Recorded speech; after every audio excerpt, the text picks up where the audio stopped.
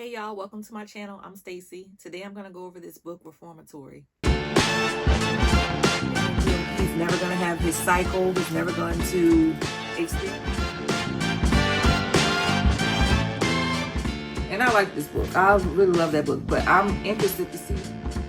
I don't say they drugged for the family, but they were very, very see. But I will read this book, give it a chance and see. Kindle, I downloaded Verity. So I have the first 3 books of those, which I do plan to read soon. The Reformatory. So y'all, I said I was never going to read this book. It is just not in the genre that I enjoy. I do love historical fiction, but I don't read much of horror. I read thrillers, but not horror, no ghost stories. Nothing that's like psychological, that's gonna like scare you. I just don't do well with horror, like scary movies or any type of darkness or spirits and stuff like that. I just don't really like to play with that type of stuff. So this book, it off the rip, I saw the book, I read a synopsis, the first word. That was just a turn off for me. 12-year-old Robbie, 12-year-old. First off the rip, 12-year-old. That's strike one. I'm not reading about a 12-year-old getting a sentence in 6 months at Gracetown School for Boys in an institution for kicking the son of the largest landowner in town in defense of his older sister Gloria. So begins Robbie's journey further into the terrors of the Jim Crow South and the very horror of the school they call the Reformatory. So that alone, I live in the South. I live in Louisiana. I did move up north for a while to Northern Virginia, but that's still considered the South. So I'm a Southern girl at heart, and I already know how it was with the Jim Crow laws. They drilled that into you in school. And me, I'm like, another book in that time frame that is just not gonna be a happy story, and I know it's gonna be torturing and all these different things that just made me not want to read this book. So this lady, the author was at BookCon, and I knew it and I glimpsed at it, but I was just like, I'm not reading that book. I'm gonna skip over that. She's written other things for sure. She's very nice, very cute. And my friend Lauren, which I'm gonna get into Lauren and Ben, they are like big time thriller, horror, historical fiction type readers.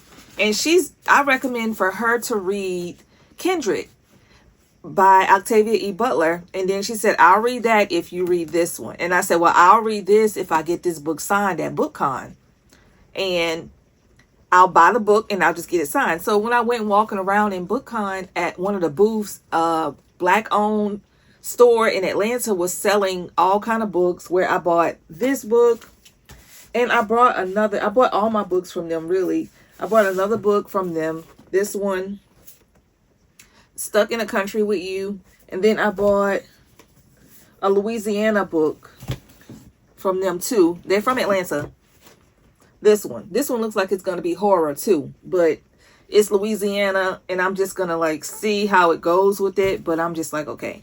And I saw this book originally, and I said, if I can get into her book signing, I'm going to buy her book. So I bought this book, and it was $19.99 for the paperback cover of this book. And then I went upstairs where she was waiting in her line and got the book signed. And I had pictures with the lady, and she talked to me a little bit. And she said she was dropping a new arc the next day at 2:00 called Maisie Wood, and see if I can get that. And I was just like, oh, wow, great. She's wonderful. She's like, it's a hard book to read, but Maisie Wood is going to be better. She says not as deep, not as in depth. So I was just like, okay, I know this is going to be a hard book to read. So I just put it on my TBR because I bought it. I got it signed. And that was why I read this book. I was recommended by Lauren, and I got it signed at BookCon. I read this book May 14th through May 19th. It was 565 pages. Would I read this book again? No. Would I recommend this book? Yes, I would definitely recommend this book. This, I would say, for anyone who enjoys historical fiction, you should definitely read this. But be weary of ghost stories and also be weary of racism. Look at the triggers of look at the triggers in this book. So it says Robbie has a talent for seeing ghosts and haints, but what was once comfort to him after the loss of his mother has become a window into the truth of what happens at the reformatory. Boys forced to work to remedy their old so-called crimes have gone missing, but the haints Robbie sees hints at worse things. Through his friends Redbone and Blue, Robbie is learning not the rules, but how to survive. Meanwhile, Gloria is rallying every family member in connection in Florida to find a way to get Robbie out before it's too late. So, the Stephen King, one of those books you can't put down. I will say I did not want to put this down, and I was always thinking about this book, and it's going to be on my mind for the rest of my life. And it is touching to where you're like, I can't believe these people were so bold in this time frame. And this book has won awards. New York Times Best Book Review 2023. So I'm late to the game when it comes to reading this book. It came out, let me see, when did this book come out? Oops. This book came out 2023. And it was very well written. Not like many typos or anything like that. It just flowed. This lady knows what she's doing. She's going to be I would say this is going to be a legendary book. This is legendary. The themes, it was racism in this book. They did have ghosts in this book. They did have children's death in this book. And y'all know that's one of my main triggers. I don't like reading about 12-year-olds getting hurt or any kind of abuse to children. That's just something that I just do not enjoy. But this is something that happened in real life to one of her uncles that is deceased. So it's a part of history, and she documented it. So I do appreciate her writing styles and putting the emotions into this book. And it just leaves a bad taste in your mouth about the Jim Crow laws, which already is a stamp in history that we can't erase. And it's just like, okay, we keep going back to that area in life where it's just like, oh my gosh, like it's just so unbearable. The minute I finished this book, I felt like I need a drink. Like I was like, y'all, I just finished this. I feel like I need a drink. My friends that read it, they cried. They had different emotions with it. I didn't cry with this one. I just was like shook. Like, okay, this is a lot going on. This book is very heavy. But the author that I met, she's very sweet, very articulate, very like, she knows what she's doing. She dances on her Instagram page. She's a sweet lady.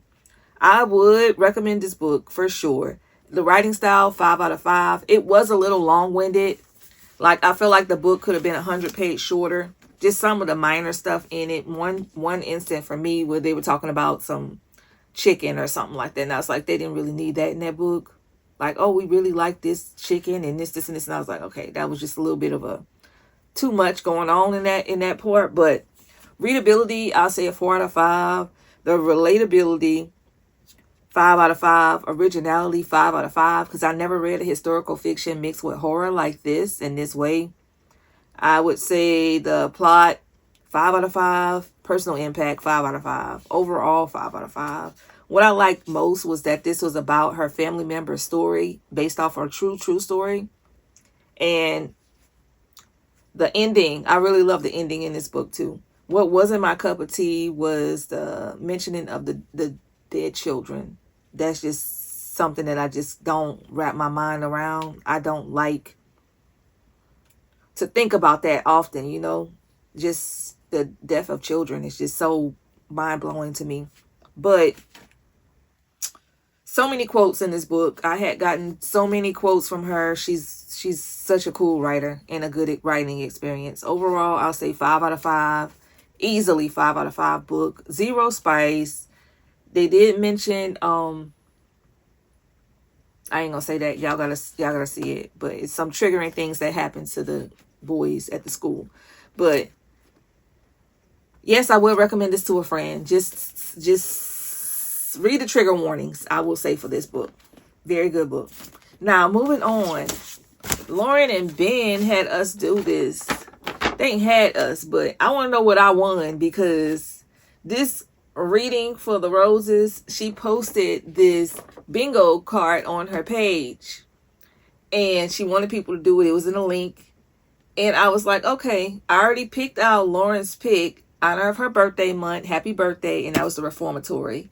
So the next book that I filled out in the square was, it had to be a bluegrass state. And this was blue on the cover. So I did a love song for Ricky Wilde with the blue on the cover. Also, my friend Kirsten, she recommended this book for me to read too. And then I read Heart the Lovers. That's like a long shot, a book with questionable ratings. And everybody I know that read that book, Heart the Lovers, gave it a 5-star read. So Heart the Lovers, I'll post it.